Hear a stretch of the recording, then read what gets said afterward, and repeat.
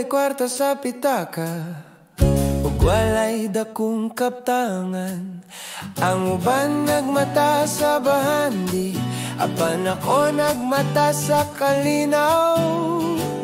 Nagikan sa Ginoo ang akong singina, karaan na ang sapatos medyo gisipa, apan ang mataglakang ang Ginoo ang akong kauban. Busa ang kalipay ko, dili mapungan. Kay dili man bahandi ang sugdanan sa tinuod nga kalipay sa kinabuhi. Kay si Jesus ang akong bahandi, siya ang kalinaw sa kasing-kasing. Bisan walay bulawan o salapi, na ay kalipay nga walay paglubad. Tungod kay naa siya sa akong kinabuhi.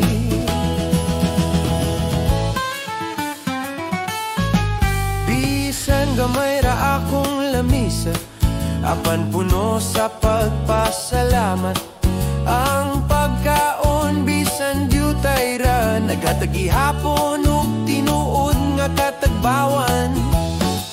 Ang balay nga among gipoy anya nulang, apan puno sa gugma ug pag-ampo.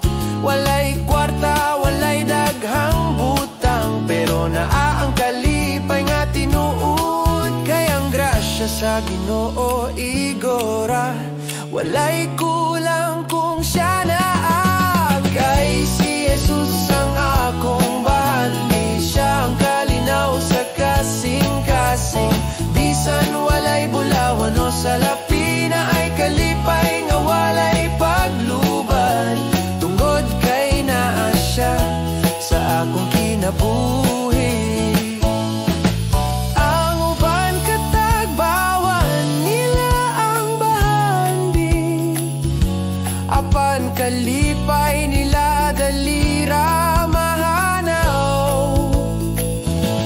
Ako malipay bisan walay daghang butang, kay si Kristo mao akong kalipay, ang tinuod nga halangdon.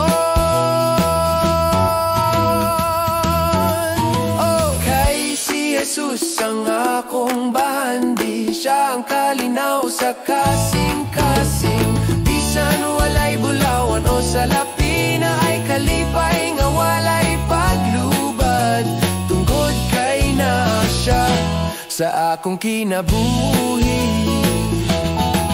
Bisan sa kapobrehon man ang akong Ginoo, dili ko pasagdan.